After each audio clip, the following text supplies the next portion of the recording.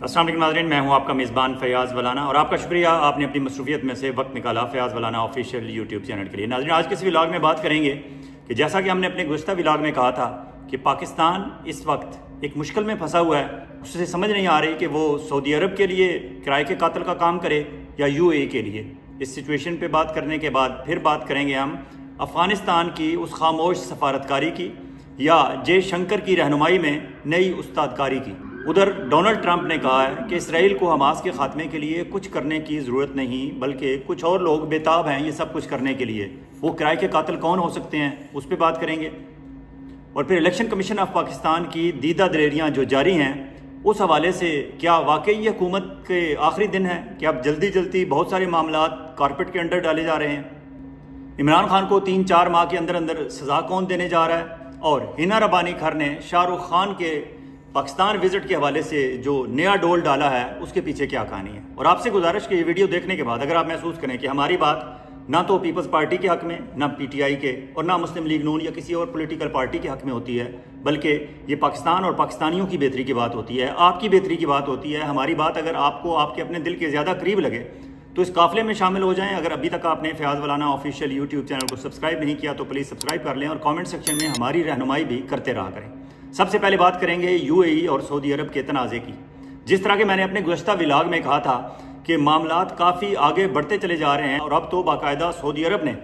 UAE نے یہاں سے جو گاڑیاں بھیجی تھیں، کچھ اسلحہ بتایا جاتا ہے، ایمونیشن بھیجا تھا، ان کے اوپر باقاعدہ حملہ کر دیا اور ساتھ وارن کر دیا UAE کو کہ آپ 20 گھنٹے کے اندر، اور بعض اطلاعات کے مطابق انہوں نے کہا کہ 3 دن کے لیے ہم سیز فائر کرتے ہیں اپنے طور پر اور آپ کو موقع دیتے ہیں کہ یہ علاقہ چھوڑ کر چلے جائیں۔ وہاں معاملہ اس وقت ایک محاذ پہ نہیں 2 محاذ پہ ہے، جہاں دونوں محاذوں پہ سعودی عرب اور UAE ایک دوسرے کے مخالف ہیں۔ ایک صومالی لینڈ کا معاملہ ہے اور ایک یمن کا معاملہ ہے۔ یمن میں صدرن ٹرانزیشنل کونسل STC اس کے حق میں ہے UAE، اور اس کے مخالف ہے جو یمن کا صدارتی اس وقت سارا سیٹ اپ ہے اس کے حق میں ہے سعودی عرب، اور وہاں لڑائی باقاعدہ اب آگے بڑھتی ہوئی نظر آ رہی ہے۔ کتنے افسوس کی بات ہے کہ 2 مسلم برادر ملک ہیں اور ہم اس ساری سچویشن میں بہت بری طرح پھنسے ہوئے ہیں۔ ہم سینڈوچ بنے ہوئے ہیں عملی طور پر۔ ہماری یہ مینڈیٹ جو حکومت جو دعوے کرتی ہے کہ ہمارے پاس بعض اطلاعات کے مطابق $16 ارب کے ریزروز ہیں اور بعض اطلاعات کے مطابق $22 ارب کے ریزروز ہیں، ان 22 کی حقیقت بھی یہ ہے کہ $6 ارب تو انہوں نے لوکل کمرشل بینکوں سے لون لے کے رکھے ہوئے ہیں، باقی 16 میں سے $4 ارب شاید ان کے اپنے ہوں گے، 12-12.5 ارب UAE سے، سعودی عرب سے اور چین سے مانگ تانگ کے ہم نے رکھے ہوئے ہیں صرف IMF کو فارن ایکسچینج ریزرو دکھانے کے لیے، کیونکہ اگر ہم فارن ایکسچینج ریزرو IMF کو نہیں دکھاتے تو IMF ہمیں اگلی قسط جاری نہیں کرتا۔ اور اب تو IMF نے ہمارے کان مروڑنا یوں بھی شروع کر دیے ہیں کہ انہوں نے کہا ہے الیکٹرک وہیکلز یا الیکٹرک موٹر سائیکلز، الیکٹرک سکوٹرز، اب سکوٹیز بنا رہے ہیں، ان پہ آپ نے پاکستان نے ٹیکس ریڈیوسڈ اماؤنٹ لگائی ہوئی تھی کہ 8% اور 10% پاکستان ٹیکس چارج کر رہا تھا۔ IMF نے کہا یہ عیاشی اب مزید آپ نہیں کر سکتے، اب آپ کو واپس اسے 16, 17 اور 18% پر جنرل سیلز ٹیکس لے کر جانا ہوگا۔ مطلب پاکستانی عوام تیار رہے، آپ کے مزید سختی کے دن آنے والے ہیں، کیونکہ جوں گرمیوں میں موسم کھلے گا مزید سیل بڑھے گی موٹر سائیکلز کی، اسکوٹیز کی، اسکوٹروں کی، اور پھر ریٹ بھی بڑھ جائیں گے۔ اس لیے اپنی کمر کو تیار رکھیں، اس پہ مزید ضربیں لگانے کے لیے یہ مینڈیٹ چور حکومت، ان کے باسز IMF والے تیار بیٹھے ہیں۔ اب آتے ہیں واپس کہ ہم بلیک میلنگ کا شکار کیسے ہو رہے ہیں UAE اور سعودی عرب میں، صرف اس وجہ سے کہ ہماری اپنی نالائکیاں ہیں، ہماری اس مینڈیٹ چور حکومت کی نالائکیاں ہیں۔ 3 سال ہو گئے ہیں، ابھی تک انہوں نے کچھ عملی طور پر کچھ کر کے نہیں دکھایا، بلکہ جب سے عمران خان گئے ہیں اس کے بعد سے PDM 1 ہو، درمیان میں کیئر ٹیکر ہو، یا PDM 2 ہو، ہے تو ہماری اسٹیبلشمنٹ کی حکومت، صرف آگے یہ کٹ پتلیاں ان کی بدلتی رہتی ہیں، چاہے وہ انوار اللہ کاکڑ اور اب شہباز شریف 2، اور اب سنا ہے شہباز شریف کے لیے بھی راہ ہموار کی جا رہی ہے کہ وہ بھی آرام سے پتلی گلی سے ہو کر نکل جائیں، عزت بچا کے نکل جائیں، اور ونڈر بوائے نیا جو تلاش کیا جا رہا ہے، دکھایا تو لوگوں کو بلاول اور مریم کا دکھایا جا رہا ہے کہ شاید وہ نئے پرائم منسٹر ہوں گے، لیکن محسن نقوی ایک بار پھر کھل کر سامنے آئے ہیں، اور محسن نقوی زیادہ کھل کر تقریریں بھی کر رہے ہیں اور تنقید بھی کر رہے ہیں اس مینڈیٹ چور حکومت کی وزارت خزانہ پہ، ان کے معاملات پہ، اور کچھ دنوں بعد شاید ان کے کرپشن کے اسکینڈل بھی سامنے لانا شروع کر دیں گے محسن نقوی اینڈ کمپنی، اور ان میں فیصل واوڈا، انوار اللہ کاکڑ، سرفراز بگٹی اور اس طرح کے جتنے بھی اسٹیبلشمنٹ کے دائیں بائیں آگے پیچھے کی تمام پاکٹس میں بیٹھے ہوئے چھوٹے یہ بونے سیاسی قد کے، چھوٹے قد کے سیاستدان، یہ سارے اس مینڈیٹ چور حکومت کے خلاف بولنا شروع کر دیں گے اور خود ہی انہیں ننگا کرنا شروع کر دیں گے۔ اس کی ایک اور اشارہ یہ ملتا ہے کہ اس مینڈیٹ چور حکومت کو کہیں سے پتہ چل گیا ہے کہ اب ہمارا چل چلاؤ کا دن ہے، تو انہوں نے الیکشن کمیشن آف پاکستان میں بیٹھے ہوئے اپنے خاص الخاص راجہ سکندر سلطان سے کہا ہے کہ فوری طور پر جتنے ہمارے خاص آدمیوں کے خلاف الیکشن ٹریبونل میں پٹیشنز ہیں ان کو فوری نمٹا دیا جائے، ورنہ تو پاکستان بھر میں کوئی شاید 180 قومی اسمبلی کے حلقوں میں پٹیشنز ہیں، لیکن نمٹائی کون سی جا رہی ہیں؟ میاں نواز شریف صاحب کی نمٹا دی گئی ہے۔ بتایا گیا ہے الیکشن کمیشن آف پاکستان کے جو متعلقہ جج تھے، الیکشن ٹریبونل کے جج زاہد نام تھا شاید ان کا، انہوں نے کہا ہے کہ جی کوئی دھاندلی نہیں ہوئی، ہم نے دیکھا ہے کہ یہ جو فارم 47 کا رزلٹ ہے یہ بڑا صحیح طریقے سے تیار کیا گیا ہے، یہ صحیح ہے۔ یہ نہیں بتا رہے کہ ہم نے ایک ایک پولنگ اسٹیشن کے پریزائڈنگ آفیسرز کے فارم 45 کو کمپیریزن بھی کیا ہے ان کا کہ نہیں کیا، اس پہ کوئی بات نہیں کر رہے، کہہ رہے ہیں یہ فارم 47 کا جو فائنل رزلٹ نوٹیفیکیشن جاری کیا گیا یہ بالکل صحیح طریقے سے کیا ہے۔ اور بھائی نوٹیفیکیشن تو آپ نے صحیح طریقے سے کر لیا ہوگا، ظاہر نوٹیفیکیشن رات 3 بجے اگر آپ پریزائڈنگ آفیسر چینج کرتے ہیں اور نیا اپنی مرضی کا لگاتے ہیں تو اس میں 3 سطروں کا نوٹیفیکیشن جاری کرنے میں کون سی غلطی ہو سکتی ہے؟ اصل کا بات تو فارم 45 پہ ہے، ایک ایک حلقے کے پولنگ اسٹیشنز پہ ہے، جہاں کے اطلاعات اس طرح کی آ رہی ہیں کہ ایک حلقے میں ڈاکٹر یاسمین راشد کے 492 ووٹ تھے، اسی حلقے میں میاں نواز شریف کے 274 تھے، اس 274 کو 1274 بنا دیا گیا صرف ایک لگا کے ساتھ لیفٹ سائڈ پہ۔ اب یہ دھاندلی، اس کی کوئی تحقیقات نہیں ہوئی، فارم 45 نہیں ڈسکس کیے گئے، اور الیکشن کمیشن آف پاکستان نے یہ قرار دے دیا ہے کہ میاں نواز شریف صاحب کا نوٹیفیکیشن صحیح ہے، اس لیے جو ڈاکٹر یاسمین راشد کی پٹیشن تھی اسے خارج کر دیا گیا ہے، مسترد کر دیا گیا۔ دوسرا حلقہ انتہائی سینسیٹیو کون سا تھا؟ مریم نواز کا، اسے بھی کلیئر کر دیا گیا۔ مریم نواز کے خلاف جو کینڈیڈیٹ آئے تھے مقابلے میں انہیں بھی کہہ دیا گیا کہ آپ کی اس جو آپ کی درخواست ہے یا آپ کی ریکویسٹ ہے، آپ کی کمپلینٹ ہے، اس میں کوئی جان نہیں ہے، مریم نواز سے ہی جیتی ہوئی ہیں۔ تیسرا انتہائی سینسیٹیو حلقہ کون سا تھا؟ ہمارے air chief marshal Zaheer Ahmed Sidhu کے بھائی نصیر احمد سدھو گجرات سے قومی اسمبلی کا مسلم لیگ نون کے ٹکٹ پہ الیکشن لڑے تھے۔ مطلب یہ سارے آپس میں کچا چٹا ان کا ایک ہی ہے، سارے آپس میں ایک ہی تھالی کے چٹے بٹے ہیں، ملے ہوئے ہیں سارے۔ ظہیر احمد سدھو کا بھی الیکشن ٹریبونل نے کلیئر کر دیا ہے۔ ایک اور کون سا کلیئر کیا گیا؟ سمیع اللہ خان کا۔ سمیع اللہ خان میرے خیال میں یہ وہی ہیں جو عظما بخاری کے ہسبینڈ ہوتے تھے، اور عظما بخاری بھی ان دنوں رائٹ لیفٹ پہ ہیں اور اتنی تنقید برداشت کر رہی ہیں مریم نواز اینڈ کمپنی کے لیے، تو ان کے ہسبینڈ کو بھی کلیئر کیا جانا ضروری تھا۔ تو کچھ حلقے جو خاص تھے وہ فوری طور پر الیکشن کمیشن آف پاکستان سے کلیئر کروائے جا رہے ہیں تاکہ کوئی چیز پینڈنگ نہ رہے، حکومت بدلتی ہے بدل جائے۔ باقی جو عام قسم کے ہرکارے ہیں مسلم لیگ نون کے اور پیپلز پارٹی کے جن کے خلاف پٹیشنز ہیں وہ پڑی رہیں گی، اور انہیں بعد ازاں استعمال کیا جائے گا کہ کسی وقت بھی انہیں کھول کے ان پہ کم از کم دھاندلی کا دھبا لگا دیا جائے گا، انہیں نائل قرار دیا جائے گا، یا ان پہ یہ دھبا رہنے دیا جائے گا کہ آپ کے خلاف تو پٹیشن تھی، آپ کی تو پٹیشن آگے بڑھی نہیں ہے، آپ تو کلیئر ہوئے نہیں ہیں الیکشن کمیشن آف پاکستان سے، آپ تو دھاندلی زدہ تھے۔ مطلب انہیں آئندہ الیکشن کے لیے دھاندلی زدہ کر کے چھوڑ دیا جائے گا، اور اپنے خاص لوگوں کو میاں نواز شریف، مریم نواز، ظہیر سدھو وغیرہ کو کلیئر کروایا جا رہا ہے افراتفری میں، کیونکہ جس طرح سہیل وڑائچ نے ایک کالم میں لکھا ہے کہ یہ کمپنی چلتی نظر نہیں آتی اور ان کی جانے کے دن ہے، تو شاید یہ جانے کے دن ان کے آ چکے ہیں، کیونکہ اوورآل جب دیکھا جائے، جب اکانومی کے محاذ پہ آپ کچھ نہیں ڈیلیور کر رہے، سفارتی محاذ پہ آپ ڈیلیور نہیں کر پا رہے، اور سفارتی محاذ پہ ناکامی کس کی ہے؟ اس مینڈیٹ سے اور حکومت کی کم ہے، اسحاق ڈار کی کم ہے۔ اصل میں تو ملٹری اسٹیبلشمنٹ میں وزارت خارجہ اپنے کنٹرول میں لیا ہوا ہے۔ آپ امریکہ کے محاذ پہ دیکھ لیں، آپ یورپ کے محاذ پہ دیکھ لیں، آپ مڈل ایسٹ کے محاذ پہ دیکھ لیں، آپ انڈیا کے محاذ پہ دیکھ لیں، ہر طرف سے ناکامی ہی سمیٹ رہی ہے ہماری یہ مینڈیٹ جو حکومت اور ان کے سرپرست ہیں۔ وہ سمجھتے ہیں کہ ہم ہر چیز کو سمجھتے ہیں، حالانکہ وہ کسی چیز کو نہیں سمجھتے سوائے وطن کے دفاع کو۔ وطن کا دفاع ان کی جس کے لیے ٹریننگ ہے وہ کام بالکل ٹھیک کر رہے ہیں، انہیں صرف وہی کرنا چاہیے، اور یہی ان کی عمران خان کے ساتھ ضد ہے۔ عمران خان کہتا ہے فوج کو بیرکس میں واپس جانا چاہیے، ہمارے سولین کو حکومت چلانے دیں، اچھی چلاتے ہیں بری چلاتے ہیں، بری چلائیں گے تو لوگ آئندہ الیکشن میں انہیں ووٹ نہیں دیں گے، نئی حکومت آ جائے گی، اچھی چلائیں گے تو لوگ دوبارہ ووٹ دیں گے، یہ صرف معاملہ ہے۔ لیکن چونکہ سمجھتے ہیں کہ ہم ہیں سب کچھ اور ہم عمران خان کو دبا کے رکھ سکتے ہیں، بیہائنڈ دی بار رکھ سکتے ہیں، اور اب تو اپنے منا منیب فاروق کے ذریعے جو انہیں حوالدار کہا جاتا ہے، صحافتی ٹوٹ کہا جاتا ہے، انہوں نے باقاعدہ یہ خبر دے دی ہے کہ عمران خان کو 3-4 ماہ کے اندر، مطلب مارچ اپریل تک عمران خان کو GHQ حملہ کیس میں سزا سنا دی جائے گی اور فار ایور PTI کا قصہ تمام کر دیا جائے گا۔ یہ ان کا خیال ہے، حالانکہ PTI تو آئے روز پہلے سے زیادہ پاپولر ہوتی جا رہی ہے۔ جس طرح سہیل افریدی کامیاب دورہ کر کے پنجاب کا واپس لوٹے ہیں، اب انہوں نے اعلان کر دیا کہ وہ کراچی جا رہے ہیں، ان کا اگلا سٹاپ کراچی ہوگا، اس کے بعد پھر وہ بلوچستان بھی جائیں گے۔ بلوچستان میں PTI انتہائی پاپولر ہے، اور کراچی میں تو کمال ہی ہو جائے گا۔ کراچی میں وہاں کے علیم عادل شیخ یا کوئی بھی رہنما ہو، اسے کال دینے کی بھی ضرورت نہیں ہے، کراچی کے لوگ خود سڑکوں پر نکلیں گے، سہیل افریدی کا استقبال کریں گے، اور کراچی میں پیپلز پارٹی والوں نے اگر بدنامی سمیٹنی ہے تو سہیل افریدی کے راستے میں ایسی رکاوٹیں کھڑی کریں گے جیسے کہ مریم نواز نے کھڑی کی۔ لیکن اگر انہوں نے سیاسی میچورٹی کا مظاہرہ کیا تو انہوں نے اپنی پولیس کو پیچھے ہٹا دینا ہے اور انہوں نے فری ہینڈ دے دینا ہے، یہ تاثر بھی دینے کے لیے مسلم لیگ اینڈ کمپنی کو کہ دیکھ لو اگر ہم آپ کے ساتھ رہیں گے تو ٹھیک، ورنہ ہماری باتیں نہ مانی گئیں، ہم پیچھے ہو گئے تو PTI آپ کو کھا جائے گی، کراچی سے لے کر پشاور تک اور پشاور سے لے کر کوئٹہ تک۔ ناظرین بات ادھر نکل جاتی ہے، پھر واپس UAE پہ آتے ہیں۔ UAE پہ اب معاملہ کیا ہے؟ وہاں MBZ اور MBS محمد بن سلیمان اور محمد بن زید ان کا جھگڑا چل رہا ہے آپس میں، اور ہمارے لیے مشکل کیا ہے، ہم نے غلط فیصلہ کر لیا ہے۔ جس طرح میں نے اپنے گزشتہ ولاگ میں کہا تھا کہ لگ رہا ہے کہ ہم یو اے کے آگے پیچھے پیچھے چلے جا رہے ہیں، صرف $3 ارب 2 ارب ڈالر رول اوور کرانے کے لیے $1 ارب کا انہوں نے فوجی فاؤنڈیشن کا ہم نے انہیں نعرہ لگایا کہ آپ شیئرز لے لیں، $3 ارب اگلے 3-4 مہینے کے لیے چلانے کے لیے، استعمال کرنے کے لیے۔ ہم نے یو اے والوں کو اسلام آباد ایئرپورٹ پہ استقبال بھی کیا، اس کے بعد وہ یہاں سے غائب ہو گئے، اطلاعات ہیں کہ وہ واپس یو اے گئے اور پھر یو اے سے واپس ریزیوم کیا انہوں نے اپنا تفریحی دورہ، اور وہ اس وقت رحیم یار خان میں موجود ہیں۔ رحیم یار خان میں جس طرح کے بلاول اینڈ شہباز کے درمیان مقابلہ چل رہا ہے چاپلوسی کا، فیلڈ مارشل آصم منیر کی چاپلوسی کا، ایگزیکٹ اسی طرح انہوں نے محمد بن زید کی چاپلوسی کا بھی مقابلہ دونوں کے درمیان جاری ہے۔ یہ مقابلہ بلاول بھٹو گزشتہ روز جیت گئے، کیونکہ رحیم یار خان کا علاقہ سابق گورنر پنجاب مخدوم احمد محمود کا علاقہ ہے، وہاں اس علاقے میں ان کی زیادہ سے ہے، انہوں نے وہاں اپنے تعلقات استعمال کرتے ہوئے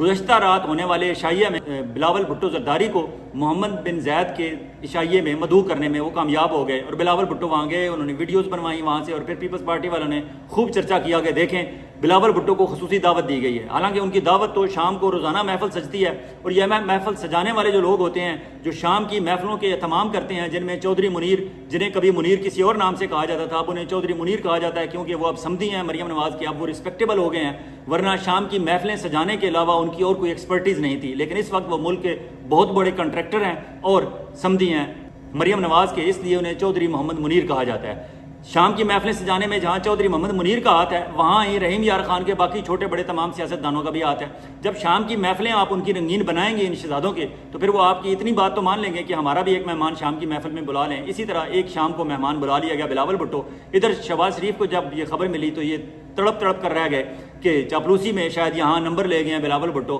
اب وہ گزشتہ رات سے اپنا تیار کر کے بیٹھے ہوئے تھے کہ کسی وقت ہمیں گرین سگنل ملے اور فوری طور پر شہباز شریف رحیم یار خان پہنچے، اور بالآخر شہباز شریف صاحب کو گرین سگنل ملا، جہاز میں بیٹھے رحیم یار خان پہنچے، محمد بن سلمان سے ہاتھ ملایا انہوں نے، تصویر جاری کروائی، اور اب وہ سمجھتے ہیں کہ وہ ان کی گڈ بکس میں ہے۔ حالانکہ اصل معاملہ یہ ہے کہ اس وقت پاکستان کو پھونک کر قدم رکھنے کی ضرورت ہے، جہاں سعودی عرب اور یو اے ای آمنے سامنے ایک دوسرے کے، ہمیں فیصلہ کرنا ہوگا کہ ہم نے سعودیہ کے ساتھ جانا ہے کہ یو اے ای کے۔ عمران خان آج اگر باہر ہوتے، یا آج بھی عمران خان سے پوچھا جائے تو عمران خان چونکہ اپنے آپ کو ریاست مدینہ کا والی وارث سمجھتے ہیں، اور وہ سمجھتے ہیں کہ ہمیں خادم حریم الشرفین کے ساتھ جانا چاہیے، اس لیے، اور پھر یو اے کے ساتھ ہمارا کیا ہے سوائے اس کے کہ ہمارے امیر لوگوں کی وہاں $100 ارب کی انویسٹمنٹ ہے، سوائے اس کے کہ ہمارے امیر لوگ وہاں اپنی شامیں رنگین کرنے، وہاں کے نائٹ کلبز کو انجوائے کرنے جاتے ہیں، سوائے اس کے کہ وہاں اسحاق ڈار کے بیٹوں کے ٹوئن ٹاورز ہیں، اس کے علاوہ ہمارا یو اے ای میں کیا ہے؟ ہاں سعودی عرب میں میاں نواز شریف اینڈ کمپنی کی، ان کی شریف خاندان کی انویسٹمنٹ ضرور ہیں،